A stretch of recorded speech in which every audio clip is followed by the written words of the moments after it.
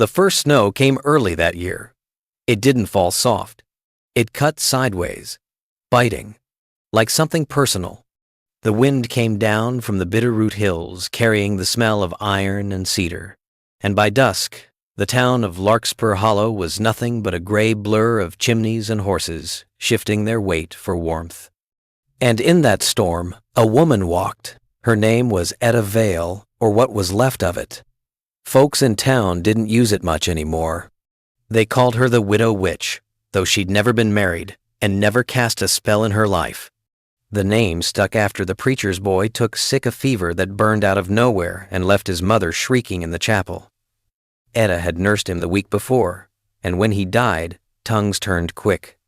They said her touch was cursed, that her eyes, gray and still, like the winter pond, carried death. By the time she was driven from her cabin, her hands were cracked, her breath fogged with hunger, and she had nowhere left to go but the barn on Dry Creek Road, half collapsed and owned by no one. She crawled through a broken plank, brushed away straw stiff with frost, and lay down in the corner where the air didn't move. The place smelled of old hay, mouse droppings, and the ghost of horses. Every creak of the rafters sounded like judgment. Outside, the snow thickened. Inside, she whispered to herself, "Just till morning, Etta, just one more night." But morning didn't bring mercy, it brought boot steps.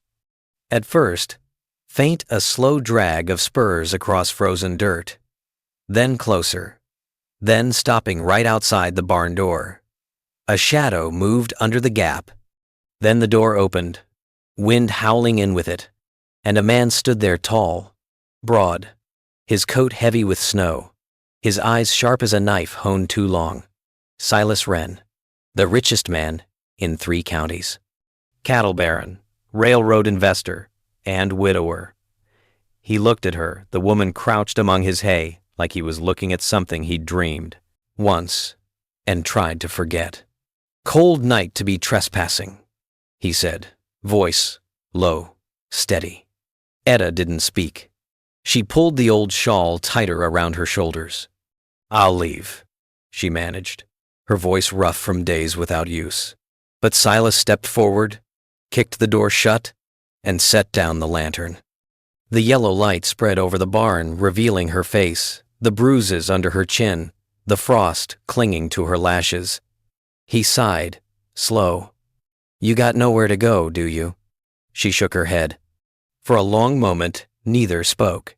The only sound was wind rattling the boards. Then Silas set his gloves down on a beam and said quietly, "Then you stay right there.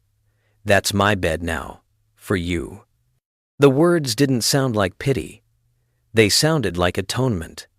He turned, unbuckled his coat, and tossed it toward her. It landed heavy, smelling of smoke and leather. Etta stared at it, not moving. "Take it," he said without looking back. "You'll freeze before dawn." And then he walked out into the storm. Etta didn't know it yet, but that single night, the night she slept, wrapped in the coat of the richest man in Larkspur Hollow, would set off a chain of reckonings.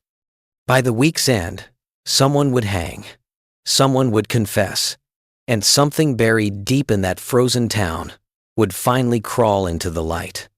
By sunrise, the storm had passed, but Larkspur Hollow had already begun to whisper. A stable boy named Tom saw Etta leave Silas Wren's barn just before dawn, wrapped in his black duster coat. He told one person who told 3 more, and by noon, the story had already changed shape. She bewitched him. He's keeping her. The widow witch found herself a rich man's bed. That was how the town worked. Truth never made it past breakfast. Etta didn't look back when she crossed the frozen meadow, coat dragging behind her like a shadow that didn't belong. She'd planned to return it quietly by nightfall, but now every door she passed seemed to close faster than the last. At the general store, Mrs. Calloway stopped sweeping her porch. At the post office, the clerk turned his head. Even the blacksmith spat on the ground as she walked by. By the time she reached the river, Etta knew she couldn't go back to her old cabin. Someone had ransacked it, the door hanging open, the few things she'd owned scattered in the snow. Her fingers brushed the burnt edge of a photo lying in the drift, her mother's face half gone to ash. She crouched there, silent, until she heard a voice behind her. "Don't pick at the ashes," Silas said softly. "They bite." She turned. He was standing by his horse, rein slack in one hand, watching her like a man studying a wound. "You followed me?" she asked. "I came to give you breakfast." He tossed her a wrapped parcel still warm. Bread, eggs, a slice of bacon. She stared at it, then at him. "You think that fixes it?" "No," he said, simply. "But it starts it." He dismounted and crouched by the river, scooping up a handful of snow to wash his hands. His movements were steady, almost weary. "Town's been waiting years for a reason to hate you," he said. "Don't give them one." Etta's laugh came out cracked. "They don't need reasons, just targets." Silas met her eyes. For a long moment, neither looked away. Then he said, "You ever wonder why they're scared of you? I don't care." "You should," he murmured. "Fear's easier to burn than guilt." She frowned. "What's that supposed to mean?" He didn't answer. He just took off his gloves and rolled up his sleeves. On the inside of his wrist was a faint scar, a half-circle brand, like a horseshoe that had healed wrong. "I know what it's like to wear a mark that don't wash off," he said. "People pretend not to see it, but they always do." Etta looked down at her hands, the skin red, raw, still carrying. The rope burns from the night the men dragged her from her cabin. The mark of shame. "Why'd you help me?" she asked quietly. "You could have turned me out." Silas rose, brushing snow from his trousers. "Because once," he said, "someone didn't help me, and I've been paying for it ever since." He turned his horse toward the trail, voice low but sharp. "Don't stay near the river tonight. The men who started those rumors, they ride with lanterns now." Then he was gone, just the sound of hooves fading into the cold. That evening, when the first lantern lights appeared on the ridge, Etta hid in the old mill by the frozen stream. She watched the men ride past 6 of them, faces wrapped in scarves, rifles slung low. And leading them was Marshal Avery, the same man who'd once sworn to protect her mother. The same man who'd signed the order to burn her cabin. When the riders left, one lantern fell shattering against the rocks. The flame hissed out in the snow, but something glowed faintly beneath it. A brand iron, half buried, its tip still warm. Etta picked it up with trembling fingers. "If they mean to burn me," she whispered, "I'll burn first." The brand still held a faint heat, even in the cold. Etta wrapped it in a scrap of cloth and pressed it against her chest like a secret she didn't ask for. The iron was old, the shape of a crooked W, burned unevenly. She'd seen that mark before, on cattle that once grazed the Wren Ranch long before Silas became rich enough to forget the hills that raised him. She didn't sleep that night. Every gust of wind against the mill boards sounded like a horse snort, every creak like boot leather shifting in the dark. By morning, she made up her mind to return the coat and the brand both and be done with him. The Wren Ranch was a kingdom of fences and silence. The main house sat high on the rise, white paint flaked by wind, its porch lined with empty rocking chairs. Etta walked past the frozen troughs, her breath cutting short with each step. When she reached the barn, she found Silas inside, shirt sleeves rolled, hands deep in a bucket of oats, feeding a gray stallion with a patience that looked older than he was. "You don't belong here," he said without turning. "Neither do you," she replied, holding up the brand. "This was left for me last night." That made him turn. His eyes caught the iron, and something in his face shifted. A shadow crossed it, slow and heavy, like an old grief remembered too fast. "Where'd you find that?" "By the creek, dropped by your marshal and his boys." Silas's jaw tightened. "That mark shouldn't exist anymore." "Then tell me why it does." He took the brand from her carefully, holding it by the handle. The tip was black, charred. He looked at it for a long while before speaking. "That was my father's brand," he said finally. "He used it on thieves. Men, women, didn't matter. If someone stole a loaf of bread or a horse, he burned them with it. Said shame kept the world in line. And you kept it? She asked quietly. He nodded once. To remind me what mercy costs. Etta frowned. You talk like it's a debt. It is. Silas set the iron down on a bale of hay. His hands were shaking now, though his voice stayed steady. When I was 16, he said, we caught a girl stealing grain. My father said she'd done it before, and this time he'd make sure she remembered. I was supposed to hold her still while he branded her. Etta's stomach turned. Did you? He nodded, slow. I held her wrists. I smelled her hair burn. And she screamed my name till her throat bled. Silas turned away, face buried in shadow. She died that winter. Fever. I built this ranch with her voice still in my head. Every nail in these walls is paid. For with that sound, the barn went silent again. Even the horses stilled. Etta stepped closer. So when you found me, he looked up. I saw her. The confession hung between them like smoke.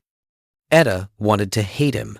She wanted to throw the brand in his face, to call him what the town had called her. But what she saw in his eyes wasn't pride or pity. It was the quiet ruin of a man who'd lived too long inside his own guilt. You can't undo what's burned, she said softly. No, he said. But maybe I can choose what gets burned next. He picked up the brand and walked toward the hearth. Without a word, he dropped it into the fire. The iron hissed, sparked, and then glowed red. Silas turned to her. You want to end this curse, Etta Vale? She met his gaze, steady. I want to stop running from it. He nodded once. Then tomorrow, we ride to town. That night, smoke rose from the Wren Ranch, not from the chimney, but from the barn itself. And when the townfolk woke to the smell of iron and ash, they found the old cattle brand buried deep in the snow, twisted beyond use. But they also found something else. On the church door, carved with a blade, were the words, Mercy belongs to no man's hand. By noon the next day, the whole of Larkspur Hollow stood awake with gossip. Someone had seen smoke rising from the Wren Ranch. Someone else swore they'd heard screams carried downwind. But when Marshal Avery rode out to check on the disturbance, he found nothing but a circle of blackened snow and 2 sets of tracks headed straight for town. By the time Etta and Silas appeared on the main road, every porch was filled. Men leaning on posts, women clutching shawls, children pulled back by nervous hands. Even the church bell stopped swinging. Etta rode bareback behind Silas, wearing the same black coat he'd once given her, though this time it looked like armor. She held her chin high, even as whispers snapped around her like whipcord. That's her. He brought the witch to town himself. Must have turned him too. Silas reined in his horse outside the saloon. The sign creaked in the wind. The Hollow's Rest. Every man inside had once bought whiskey with Wren's money, and now they stared from the windows, waiting to see which side he'd stand on. Etta dismounted slowly, boots crunching in the snow. She didn't wait for Silas to speak. Marshal Avery, she called. Her voice carried across the square, clear as a bell strike. You were out by the creek last night. Avery stepped forward, hand resting on the butt of his revolver. His face was red from the cold or from guilt. You accusing me of something, girl? Etta smiled, but it wasn't kindness. Only asking what you dropped. He frowned. You talking about that brand? A murmur rippled through the crowd. Silas spoke now, low but steady. That brand was outlawed years ago, my quote. Father's mark. You used it on her. The marshal's jaw clenched. She's a danger to this town. She spread sickness and lies. And what sickness did my father's victims spread? Silas shot back. Hunger? Poverty? The tension snapped like a drawn rope. People shifted, uneasy. Etta took a step closer to Avery.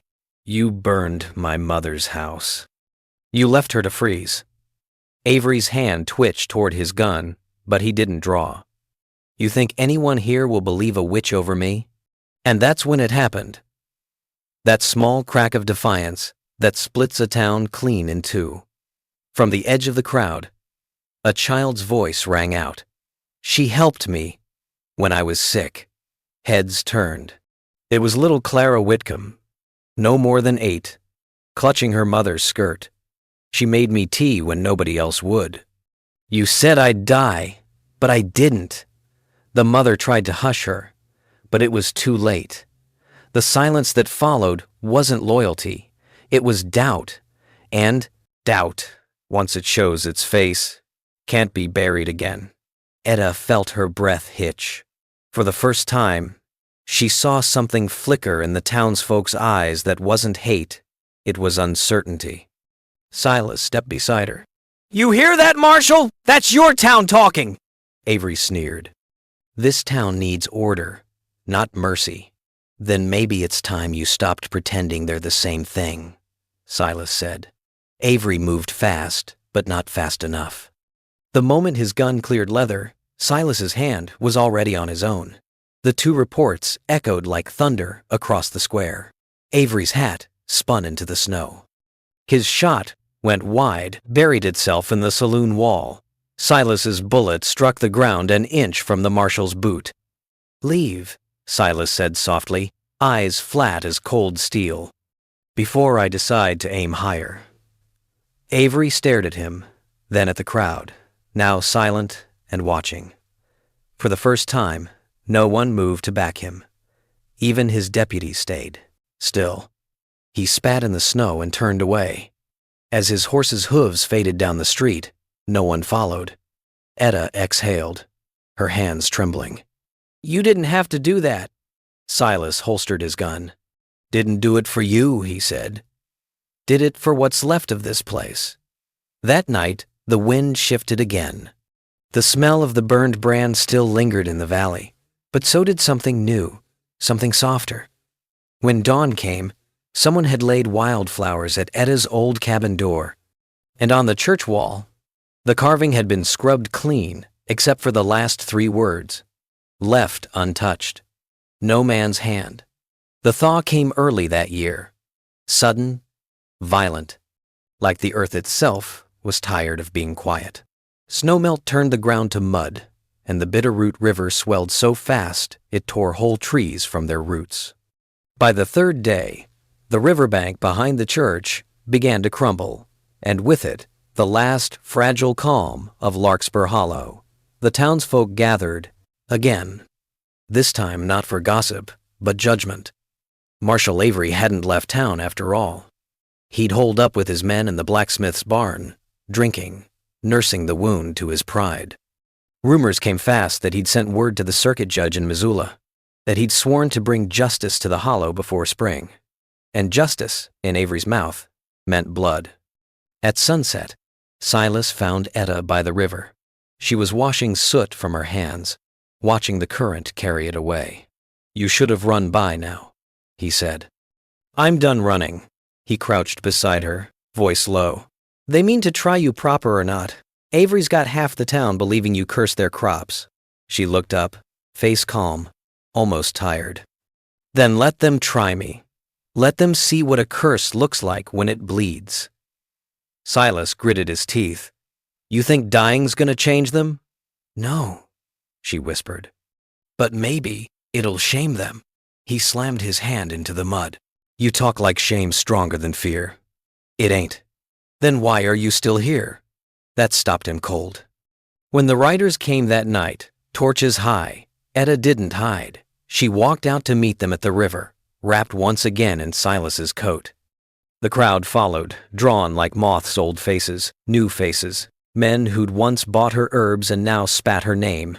Avery dismounted, the firelight crawling across his face. "Etta Vale," he called. "By the authority of there's no judge here," Silas interrupted. He stepped forward, coat open, gun on his hip. "Only you, Avery. And you ain't authority. You're just afraid." Avery smirked. "Afraid of what? Some dirt witch and a guilty man?" Silas's hand twitched near his revolver, but Etta caught his arm. "No more fire," she said softly. Avery laughed. "You should have thought of that before you set the town against me. But since you want mercy, So bad we'll give you a trial by it. He pointed toward the river, black, swollen, furious. If you're innocent, God'll spare you. The crowd murmured, some turning away, others leaning in. Silas stepped between them. You throw her in that river, and you'll have to throw me too. Avery grinned. So be it. 2 men grabbed Silas before he could draw. Another took Etta by the arms. She didn't fight. Her eyes stayed fixed on Silas, and for a heartbeat, there was something almost peaceful in them, like she'd been waiting for this end all along. Avery raised his torch. Let the river decide. And then, without ceremony, they were thrown in. The shock of it hit like knives. The current spun them under, pulling hard, dragging at their clothes. Etta's lungs burned. Her fingers clawed for anything solid. She caught Silas's sleeve once, then lost it in the dark. The roar of the water swallowed everything, and then hands. Rough, strong, pulling, light above her. Silas hauled her up onto the bank, both of them choking, coughing out river water. The crowd had gone silent. Not one dared step closer. Etta lay gasping, her hair plastered to her face. The torchlight caught the skin of her neck pale and unmarked. Avery stared. She should be dead. She's not, Silas rasped. Guess Mercy had other plans. No one laughed this time. The next morning, the river had dropped a little.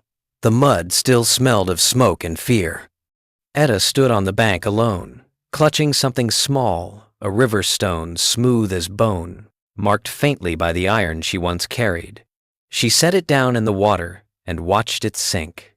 If the river can forgive, she whispered, so can I. Behind her, a single rider approached Silas, pale, weak, but alive. He looked at her, voice breaking. You think it's over? Etta shook her head. Not yet, but now they'll remember. Weeks later, when the thaw was done and the first grass came up green, children playing by the river found that same stone again, carved now with a single word, endure. And near the edge of town, on Silas Wren's ranch, a new garden grew wild, small, stubborn, just like the woman who planted it. Spring came slow that year. The wind softened first, then the ground gave way, and what the fire hadn't destroyed began to bloom again. Wildflowers in the pasture, moss over the old millstones, and something quieter, steadier in the hearts of the people.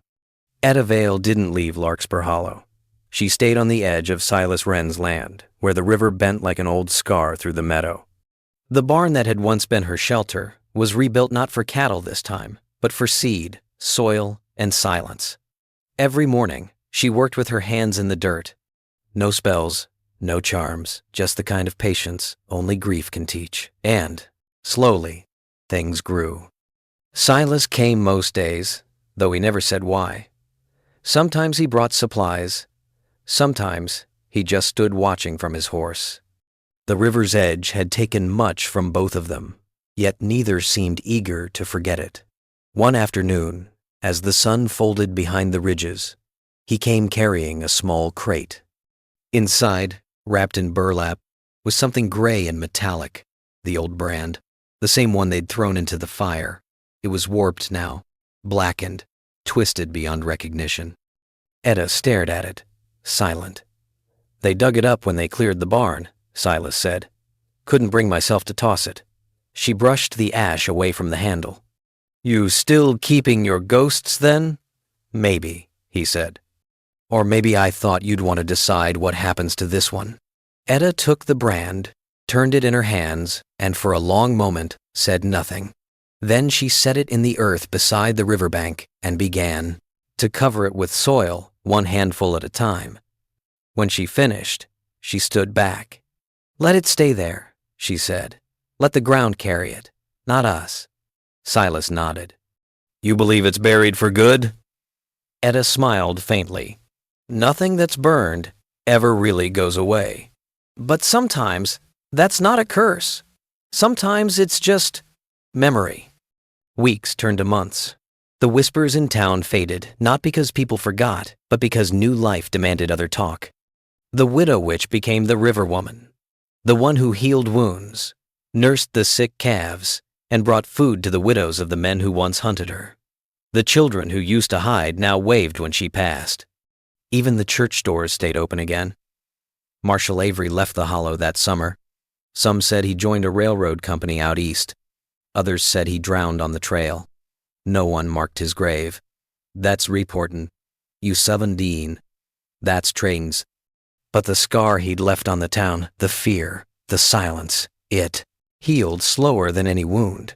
Silas tried not to look at the past, but sometimes at night, he'd walk down to the river and see her shadow working by lantern light, mending tools, or tending her garden.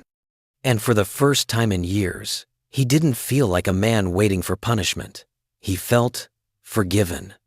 Late one evening, as thunder rumbled far off in the hills, Etta sat outside the barn with a candle and a scrap of paper. She wrote slowly, carefully. For whoever finds this ground, let mercy root deeper than judgment. She weighed the paper down with a small stone, the same one the river had returned. Its single carved word was still visible beneath the soot. Endure. The next morning, she was gone. No one saw her leave. Some said she'd gone west toward the frontier, where her name meant nothing. Others swore they saw her riding at dawn, hair unbound, following the river's bend until she disappeared into mist. Silas never spoke of it. He just kept the barn standing, the garden tended, and every spring, when the first green shoots broke through, he'd whisper, "You endured." Years later, travelers passing through Larkspur Hollow would stop to rest by the river. They'd see the flowers growing wild along the bank, yellow, red, and pale blue, and ask who planted them. The locals would shrug. "Wasn't no one living," they'd say. "Just the woman who slept in a barn one winter, and the man who gave her his bed." And at night, when the wind carried the scent of cedar through the valley, some swore they could hear her voice soft, steady, half prayer, half truth. No shame lasts forever, only the mercy you plant after. Some legends end in fire, others in blood. But the ones worth remembering, they end in forgiveness, whispered in the dark. So if you ever find yourself near the Bitterroot River and see the garden that blooms there, look close. Beneath the soil lies an old iron brand, rusted, forgotten, but never gone. Because mercy, once buried, still breathes. If this story touched your heart, don't just pass it by. Subscribe for more untold Wild West legends of mercy, defiance, and quiet survival.